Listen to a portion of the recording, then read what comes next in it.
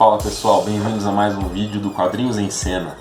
Hoje a gente vai falar de Grama, do Pipoque Nanquim, que foi lançado aqui no Brasil no ano passado.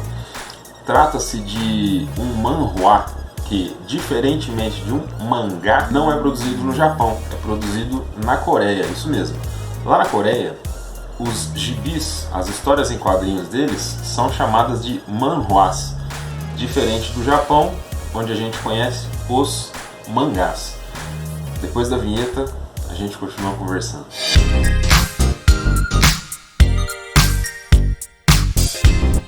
O manhwa Grama, ele foi escrito pela autora Keun-Suk Gendry-Kim, e nele é contada a história da vovó Ok-sun Lee. Do que se trata essa história? A história da vovó Ok-sun Lee diz respeito às chamadas mulheres de conforto da Segunda Guerra Mundial. O que eram essas mulheres de conforto? Na época da Segunda Guerra Mundial, houve uma dominação japonesa sobre os coreanos.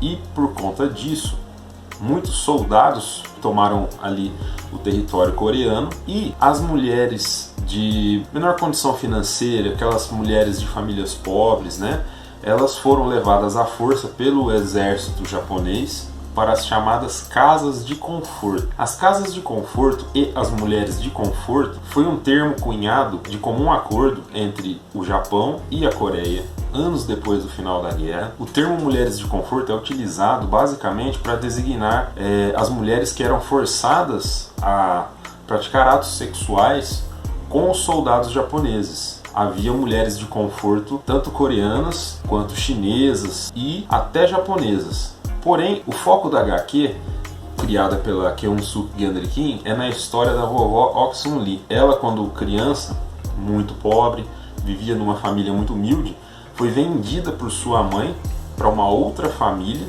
sob o pretexto de trabalho, quando na verdade esse trabalho, digamos assim, nada mais era do que um tráfico de pessoas. E esse tráfico de pessoas fez com que ela fosse parar numa dessas casas de conforto. Lá nas casas de conforto, ela conheceu outras mulheres na mesma situação que ela, das mais variadas idades. É tudo relatado aqui na HQ. Eu vou mostrar algumas imagens para vocês. Falando da HQ, ela vem com uma sobrecapa. Aqui. A recomendação é sempre, pessoal, quando vocês receberem uma HQ que contém sobrecapa, retirar a sobrecapa para não danificar, tá? Na hora de fazer a leitura. Aqui, Grama. A imagem aqui da capa vai mostrar vovó Ok-sun Lee quando ela era criança.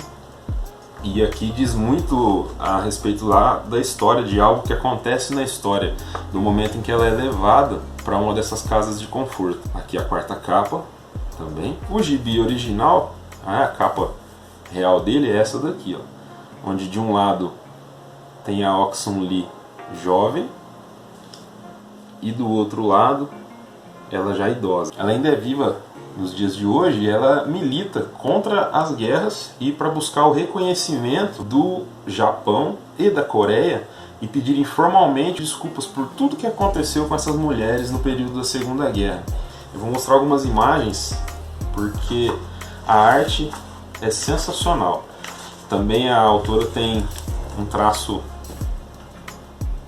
próprio, uma maneira peculiar de mostrar a história, de desenvolver a narrativa.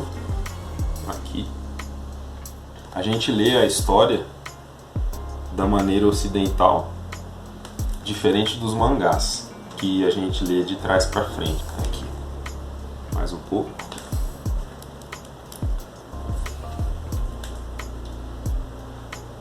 A arte é fantástica. Enquanto eu lia, me lembrei muito de Ayako, do Osamu Tezuka, que também é sensacional.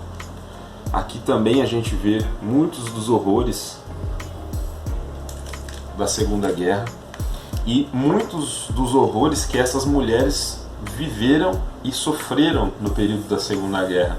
Elas eram forçadas a ficarem em cubículos, lugares minúsculos, várias mulheres no mesmo ambiente, e a receberem ali 20, 30 homens por dia, cada mulher. Eram batalhões, né, regimentos inteiros que se dirigiam até essas chamadas casas de conforto. E é narrado, tudo aqui é relatado pela Kyung-Suk Gendry-Kim. Ela usa de forma fenomenal, incrível, o preto e o branco. Como vocês podem ver nessa página aqui, ó, ela tem um domínio muito grande do nanquim para mostrar essas nuances, né? Olha só. É maravilhoso, gente. Isso aqui é sensacional. É publicado no Brasil pela editora Pipoca e Nanquim. Saiu aqui o ano passado, eu demorei um pouco para ler. Nós somos o canal que mais demora para ler as HQs e fazer suas resenhas. Talvez a gente nunca perca esse posto. Você é o bichão mesmo, hein, doido? Mas a gente vai sempre ter resenhas de qualidade aqui, na melhor qualidade possível para vocês. Tudo que eu for lendo, conforme eu for lendo, eu vou colocando aqui, a gente vai trocando uma ideia e conversando sobre isso. Então, pessoal, para quem quer conhecer um pouco mais de um relato que a gente não vê falar muito, praticamente eu não conhecia essa história, então praticamente a gente não vê falar sobre o que aconteceu na Segunda Guerra Mundial com relação à relação Japão, Coreia e China, porque essas mulheres elas eram levadas, além de tudo, além de saírem de seus lares, saírem de suas casas, elas eram levadas para a China, lá nas casas de conforto. Então a história vai mostrar a vida pregressa da Ok Sun Lee, o que aconteceu com ela, sob a ótica dela, e como ela vive hoje. Ela foi para a China e hoje ela voltou, ela vive na Coreia do Sul. Tudo aqui foi relatado pela autora de uma maneira assim emocionante. Você vai rir, você vai se compadecer com a história dela e você vai até se emocionar no final. No final tem uma parte aqui que é muito bonito, eu não vou poder contar para não estragar a leitura de vocês, aqueles que tiverem interesse de fazer a leitura. Não é essa parte, mas eu queria mostrar essa imagem que estou passando algumas páginas aqui conforme a gente vai conversando. Olha isso daqui, gente. Não é o traço igual do Osamu Tezuka, como eu havia falado, né? Mas é um traço assim peculiar e que emociona muito, né? Ela diz muito com o traço, porque a gente vai ter várias páginas aqui, vários momentos sem diálogo, ó. Mas só com o traço a gente entra na história e sente a emoção que a autora quis passar e do que a Ok Sun Lee estava vivendo naquele momento. Então, gente, isso aqui é fantástico. Como eu ia dizendo, a gente vai rir, a gente vai se emocionar, a gente vai querer saber mais sobre tudo isso. Voltando à parte histórica, eu mencionei que nós não ouvimos falar muito sobre isso, né? O que a gente vê muito com relação à Segunda Guerra Mundial e Japão é aquela coisa, soldados japoneses ali obrigando as pessoas a irem presas com eles, mas eu nunca tinha ouvido falar dessa parte das mulheres de conforto, né? Lembrando mais uma vez, mulheres de conforto foi um termo adaptado, não é o termo exato, mas é o termo menos agressivo, digamos assim, para elas, por tudo que elas sofreram. Até hoje, elas não receberam um pedido de desculpa formal do governo japonês e do governo coreano, porque é relatado aqui, de certa forma, o governo coreano da Coreia do Sul, ele também foi conivente com tudo que aconteceu com elas. Houve um acordo, um pedido de desculpas formal mais recentemente, nos últimos anos, acho que uns 20 anos atrás mais ou menos,